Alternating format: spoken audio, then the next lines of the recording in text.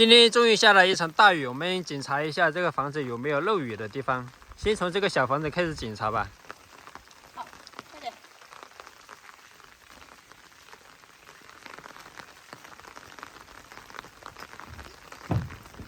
有没有漏雨的？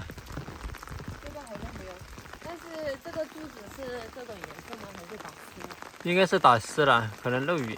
因为那天他们就返工的时候就在敲这些柱子嘛，把很多瓦都很松了。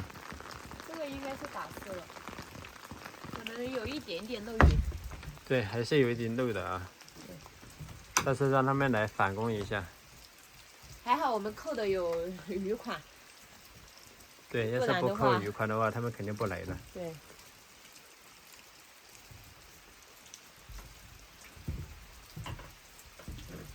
这个没问题吧？这个没有也是打湿的吧？有一点。跟这好几片瓦都有点漏，像这里它有点在沁水进来。有一点点缝隙。对，还是被上次返工的时候把这个瓦给腾松了。对，我们去大房子看一下。走吧，我们看一下大房子。大房子还要找楼梯来安上去。这个雨已经迟来了半年了。是的。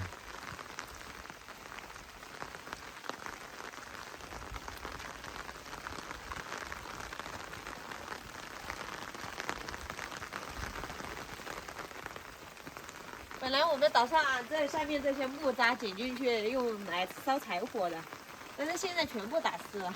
等它出太阳又让它晒干嘛。晒干了再剪。是的。哇，这个雨下得很大。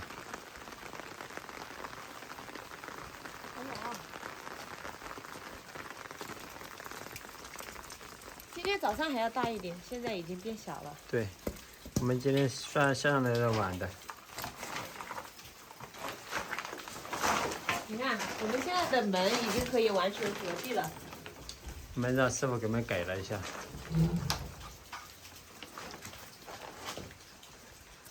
哇，你看嘛你，那里漏雨，把那个砖全部打湿了。可能是他们老房子滴过来的。那个木头会不会被腐蚀啊？有可能，我们到时候用塑料纸把它盖一下吧。这个门那天我不是关着的吗？为什么打开了？不知道，可能有人在这里面来了去。这么多木渣。来看一下里面。哇，这个里面。那里也被打湿了，你看。你看，在滴水。是的。看到没有这个？外面下大雨，里面下小雨。你说这个房子怎么做嘛？到时候。哇，不行不行，这个。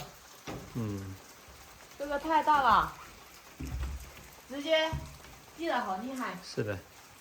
我们去楼上看一下。这个放在旁边，不然打湿了会弄坏的。对。哦。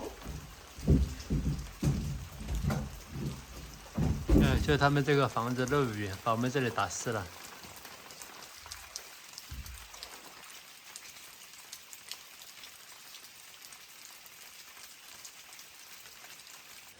你就说我扛不动这个梯子，然后让他来。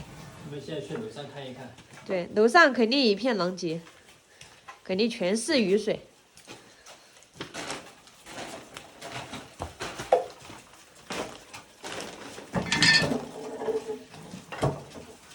小心一点。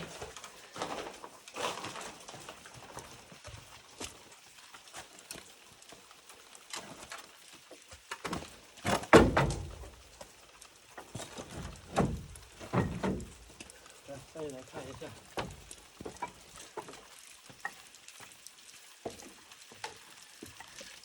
这个大房子还是没有哪里漏的，就是这里被打湿了。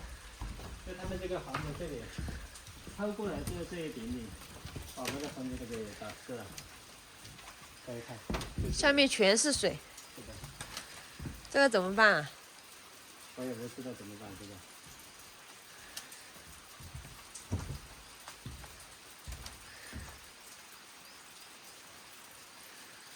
就是把这里拆几皮的话，它就不会打湿到这边来了。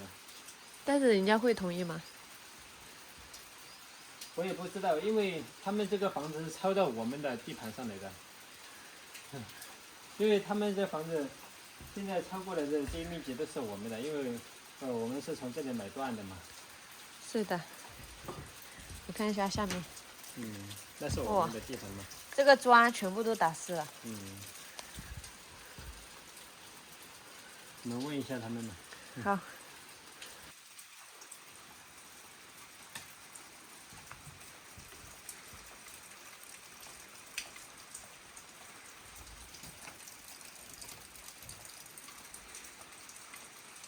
大家看小琴在干嘛？她在拆别人家的房子。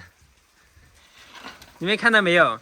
就是因为我们大房子积高了嘛，那个水滴到他们的老房子上面，就会把我们这边的楼板打湿。所以说呢，我们就打电话跟这户人家商量了一下，他说让我们把这里的瓦全都拆掉，拆掉个2匹，2匹后就不会滴到上面了嘛。我们这边也不会再打湿。这家人还是很通情达理的，因为这户人家和这户人家是一家人，这户人家是这户人家的大哥，所以说他们都很好说话，让我们随便弄，让我们自己注意安全就好了。对，这家人跟这家人，也就是我们买房子这个原主人，是的，就是他家的小弟。是的，这人都还是很好说话的啊。对，让我们自己拆。但是我们把把这2匹把它锯掉，锯掉后这个水就不会再渗到家里面来了。对，这个就完全没问题了。是的，要是这里解决不了的话，我们这个楼板最多1个月就坏了吧。对。像这个层板也是不能进水的，等我们把这里先拆掉后，我们用东西来把它弄干。应该晒2天就会干了吧？是不知道它会不会一直下雨。应该不会一直下雨，听说只下几天就不会下了。已经干了大半年了。是的。现在终于下雨了，但是下雨了我们也很烦恼呀。对啊，我们都希望它暂时不要下，我们把这些打扫干净后再下。现在我们木工留下来那些锯麦面全都成一坨了，还有我们拉来那一车沙也毁了，全都在上面打湿了。就算2000块钱，人家也不愿意盘下来了，因为进水了嘛，很重。现在晒也晒不干那个。那些好的瓦片我们给他们留着，因为怕他们以后翻房子也需要嘛。是的，我们就放在这房子上吧，因为我们现在也不在上面住。对。那些坏的我们就把它扔下去。是的。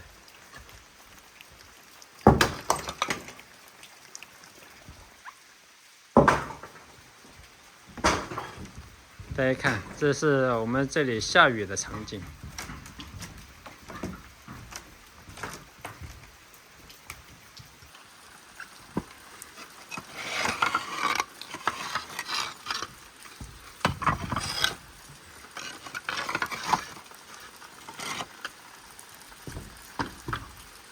坏的不要。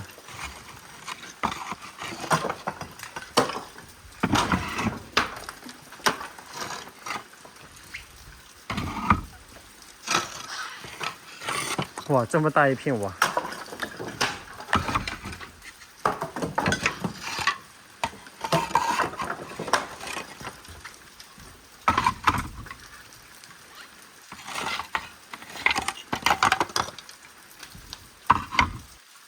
虽然木工师傅走了，但是我们还有很多活要干。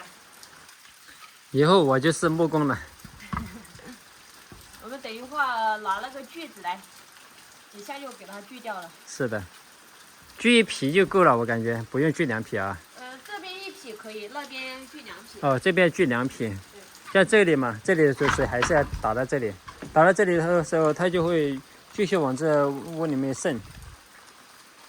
还好他们好说话，不然的话，我们这个房子都不知道怎么搞了。这个太高了，我拿不到。太高了就不管，待会儿我拿楼梯来。好了，你看这样子就好多了。是的。